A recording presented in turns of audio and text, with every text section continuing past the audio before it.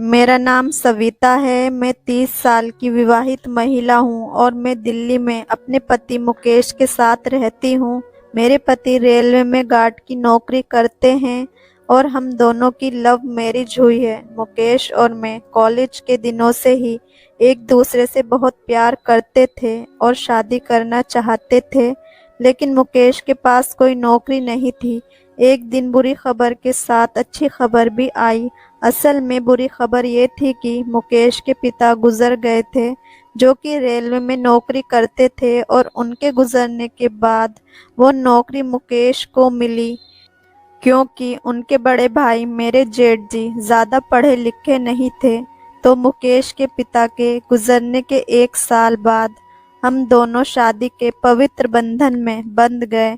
उसके बाद से हम शहर में रहने लगे और फिर मुकेश मुझे बहुत ही अधिक प्यार करने लगा, जो मैं बता नहीं सकती। एक दिन जब मैं घर पर खाना बना रही थी तो अचानक से मेरे जेठ जी का कॉल आ गया। मैंने उनको पहचाना नहीं, तो फिर उन्होंने अपना नाम बताया और कहा, मुकेश का बड़ा भाई बोल रहा हूँ। वो मुकेश के बारे में पूछने लगे तो मैंने बताया वो काम पर गए हैं। बातों बातों में फिर वो पूछ बैठे, इस बार दशहरे के त्योहार पर तो आ रहे हो ना? मैंने कहा, मुझे पता नहीं जेठ जी, अभी कुछ कह नहीं सकती। दशहरा आने में 3 सप्ताह बाकी हैं, हो सकता है इस बार हम आ जाएं। जेठ जी बोले, चलो कोई बात नहीं, अगर आओगे तो मुझे बहुत खुशी होगी। चलो अभी फ़ोन रखता हूँ, कुछ काम है। मैं बोली, ठीक है जेठ जी, अपना ख्याल रखना। रात को जब मुकेश आए तो मैंने उनसे सारी बात कही, तो फिर वो कहने लगे कि अजय भैया का कॉल तो मेरे पास आता ही रहता है, वो हर बार गांव आने की बात करता रहता है। मैं बोली, तो इस दशहरे पर गांव चलते हैं ना? वैसे भी काफी समय से हम दोनों गांव नहीं गए। मुकेश, अरे यार, अब तुम जानती हो रेलवे की नौकरी में छुट्टी कम मिलती है। मैं तो एक काम करो, उन्हें कानपुर से दिल्ली कुछ दिनों के लिए बुला लो, कम से कम कुछ दिन साथ तो रहेंगे। मुकेश बोला, हाँ तुम ठीक कहती हो, मैं कल ही भैया से बात करता हूँ। मुकेश ने अगले दिन जेठ जी से बात करने के बाद मुझे कॉल करके बताया कि जेठ जी 3 दिन बाद हमारे घर आ रहे हैं और मुझे उनके लिए एक बंद पड़े कमरे को साफ करने के लिए कह दिया। मैंने जेठ जी के लिए कमरा साफ कर दिया। फिर वो जब दूसरे दिन आ गए तो मैंने पैर छूकर उनका आशीर्वाद लिया। फिर उनसे चाय पानी का पूछा। दोस्तों, मैं आपको बता दूं कि मेरे जेठ जी की शादी हो चुकी थी, लेकिन बहुत पहले उनकी बीवी किसी दूसरे के साथ भाग गई थी। उसके बाद उन्होंने दूसरी शादी नहीं की। फिर मैंने जेठ जी को उनका कमरा दिखा दिया। मैंने मुकेश को भी उनके आने की खबर दी और फिर खाना बनाने लगी। इतने में वो नहाने के लिए चले गए। उस समय शाम के करीब 4 बज रहे थे और मैं खाने की टेबल पर उनके लिए खाना लगा रही थी। वो नहाकर आ गए और मैं खाना परोसने लगी। वो बोले, तुम नहीं खाओगी? सिर्फ मेरे लिए क्यों परोस रही हो? मैं बोली, मैं नहाने के बाद खाऊंगी, आप खा लें, और कुछ चाहिए तो बोल दीजिएगा। वो बोले, नहीं तुम नहा लो, मैं खुद से ले लूँगा। फिर मैं नहाने के लिए चली गई। वापस आई तो देखा कि वो खाना खा चुके थे और बर्तन धो रहे थे। मैं जल्दी से उनके पास गई और उनको बर्तन धोने से रोका और कहा, मैं धो लूँगी, आप रहने दो। वो बोले, कोई बात नहीं, ये तो मेरा रोज का काम है। फिर वो अपने कमरे में जाने लगे। अंदर जाके उन्होंने मुझे आवाज़ दी, अरे सविता, ज़रा सुनो, इधर आओ। फिर मैं रूम में गई तो बोले, ये लो, तुम्हारे लिए कुछ लाया था। मैंने देखा तो वो 2 पायल थी। मैं काफ़ी खुश हो गई और बोली, लेकिन आपको क्या ज़रूरत थी ये सब लाने की? वो बोले, ये तो हमारा रिवाज है, जेठ बहुरिया को कुछ न कुछ तोहफे में देते हैं। मैं बोली, ओह, मुझे नहीं पता था, आपको कुछ और चाहिए क्या? वो बोले, चाहिए तो था, लेकिन मैं मुकेश को कह दूंगा। तुम जाओ। मैं बोली, ठीक है जेठ जी। मैं कमरे से चली गई। उसके बाद रात में मुकेश आए और जेठ जी से मिले। वो दोनों दारू पीते हुए बात कर रहे थे और मैं उनके लिए चखना और रात का खाना भी बना रही थी।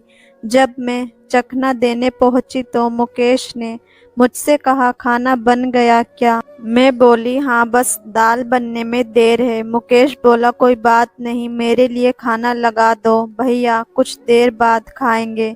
मैं बोली, अच्छा ठीक है, मैं खाना लगा देती हूँ। मैंने मुकेश के लिए खाना लगा दिया और फिर मुकेश हाथ मुंह धोकर आया और खाने लगा। फिर खाना खाकर वो सोने चला गया। फिर मैंने जेठ जी को खाने के लिए पूछा। उनके कहने पर मैंने खाना लगा दिया। जेठ जी खाना खाकर सो गए।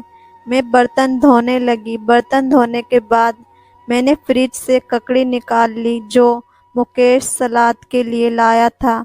मैंने एक ककड़ी उसमें से बचा ली थी। किचन में ही मैं ऐसे ही बैठी थी। मैंने ध्यान नहीं दिया कि घर में आज कोई मेहमान भी है। जब मैं उठकर वापस मुड़ी तो मेरे जेठ जी पीछे खड़े थे। उनको देखकर मैं डर गई। फिर वो मेरी ओर बढ़ने लगे। मैं वहां से जाने लगी तो उन्होंने मुझे रोक लिया और बोले, कहाँ जा रही हो? पहले मुझे पानी पिला दो, मुझे प्यास लगी है। ये कहते हुए उन्होंने मेरे हाथ से गिलास लिया और पानी पीने लगे। जेठ जी पता नहीं क्या सोच रहे होंगे मेरे बारे में। मैं उसके बाद मैं जब बाहर आई तो जेठ जी वहां से जा चुके थे। फिर मैं भी चुपके से अपने कमरे में जाकर सो गई। अगली सुबह मैं 4 बजे उठी और फिर नहा धोकर खाना बनाने लगी। मैं रसोई में थी और ये सोच रही थी कि जेठ जी से कैसे नजरें मिलाऊंगी। कुछ देर बाद वो उठ गए थे और बाथरूम में थे। जब वो बाहर आए तो मेरी तरफ ही आने लगे। मैं घबराने लगी कि पता नहीं क्या बोलेंगे। आते ही उन्होंने मुझे पकड़ लिया। मैं बोली, ये क्या कर रहे हैं आप? जेठ जी बोले, तुम्हें खुश करने की कोशिश। मगर तभी मुकेश ने आवाज दे दी और जेठ जी ने मुझे छोड़ दिया। वो रसोई से चले गए। तब तक दिन निकल गया था और मैंने उन दोनों को चाय बनाकर दी। फिर सुबह का नाश्ता करते हुए मुकेश कहने लगे, आज हम खरीदारी करने जाएंगे। जेठ जी बोले, आज तुम्हारी छुट्टी है क्या? मुकेश बोला, नहीं, आज मुझे रात की ड्यूटी पर जाना है। ये सुनकर जेठ जी के चेहरे पर एक मुस्कान फैल गई, जिसका मतलब मैं समझ गई थी। फिर सबने नाश्ता खत्म किया और हम लोग खरीदारी करने के लिए निकल गए। वहां पर लगभग आधा दिन लग गया और हम लोग दोपहर को वापस आए। आने के बाद मैंने थकी हालत में ही दोपहर का खाना बनाया और फिर सब खाना खाकर आराम करने लगे। 2-3 घंटे की नींद निकली। तब तक शाम के 5 बज चुके थे। मुकेश अपनी ड्यूटी की तैयारी करने लगे। 6 बजे वो ड्यूटी के लिए निकल गए। उसके बाद जेठ जी नहाने के लिए चले गए। फिर वो नहाकर आ गए, लेकिन मैंने कभी वो बात नहीं सोची थी। मैंने उनके लिए खाना लगा दिया। वो बेड पर बैठकर खाने लगे। मेरी नज़र वहीं पर अटकी हुई थी कि एकदम से उन्होंने मुझे देखा और मैंने नज़र नीचे कर ली और रोटी लाकर रख दी। मैंने जाते हुए उनका चेहरा देखा तो वो हल्के से नीचे ही नीचे मुस्कुरा रहे थे। उनकी मंशा तो सवेरे से ही मैं समझ चुकी थी। अब मेरी धड़कनें बढ़ी हुई थी कि आज रात मुकेश भी नहीं है। खैर, वो खाना खाकर बर्तन किचन में ले आए और चुपचाप वहां से चले गए और टीवी देखने लगे। बर्तन धोकर मैंने बाकी का काम भी निपटा लिया और फिर उनको पूछा कि किसी चीज़ की ज़रूरत तो नहीं। उन्होंने मना कर दिया और मैं फिर नहाने की तैयारी करने लगी। मैं नहाने चली गई। इतने में ही फ़ोन की घंटी की आवाज़ मुझे सुनाई दी। फ़ोन जेठ जी का था और उन्होंने ही उठाया। फिर कुछ पल बाद ही वो बोले, बहुरिया मुकेश का फ़ोन है, तुमसे बतियाना चाहता है। मैं बोली जेठ जी मैं नहा रही हूँ, थोड़ी देर में आती हूँ। वो बोले वो थोड़ा जल्दी में है, कह रहा है कि अभी बात कराइए। मैंने फ़ोन लेने के लिए हाथ बाहर निकाल दिया। जेठ जी ने पहले तो मेरा हाथ पकड़ लिया, फिर उन्होंने मेरे हाथ में फ़ोन रख दिया। मैंने मुकेश से बात की तो पता चला कि वो मेरी तबीयत के बारे में पूछ रहे थे, तो मैंने कहा कि मैं तो ठीक हूँ। फिर उन्होंने फ़ोन रख दिया और मैंने हाथ बाहर निकालकर फ़ोन जेठ जी को दे दिया। मैं थोड़ी हैरान थी कि मुकेश ने अचानक ऐसे क्यों पूछा। अब फ़ोन लेते हुए भी उन्होंने मेरे को वही किया। मेरे मन में अब दुविधा सी होने लगी। फिर पीछे मुड़कर देखा तो जेठ जी थे। वो बोले शर्म छोड़ दो और अपने मन से पूछो कि वो क्या चाहता है। मैंने फिर से चेहरा नीचे कर लिया। फिर उन्होंने मेरे साथ वो सब किया। फिर वो सब के बाद मैं अपने कमरे में जाकर लेट गई। रात के 11 बजे के करीब जेठ जी फिर मेरे कमरे में आ गए और मेरे साथ दूसरी पारी खेलने लगे, जो कि काफ़ी लंबा मैच चला। ये वाला मैच लगभग 30-40 मिनट तक चला। फिर बाद में उन्होंने बताया कि कैसे उन्होंने मुकेश को फ़ोन करके मेरी तबीयत का बहाना बनाया था। ये सब उनकी ही चाल थी। सुबह मुकेश के आने से पहले हम दोनों अलग अलग हो गए। लेकिन दोस्तों एक बात तो मैं ज़रूर कहूँगी कि जेठ जी के जैसा मैच मुकेश जी नहीं खेल पाते थे। दोस्तों कहानी कैसी लगी कमेंट करके ज़रूर बताएं। वीडियो को लाइक, चैनल को सब्सक्राइब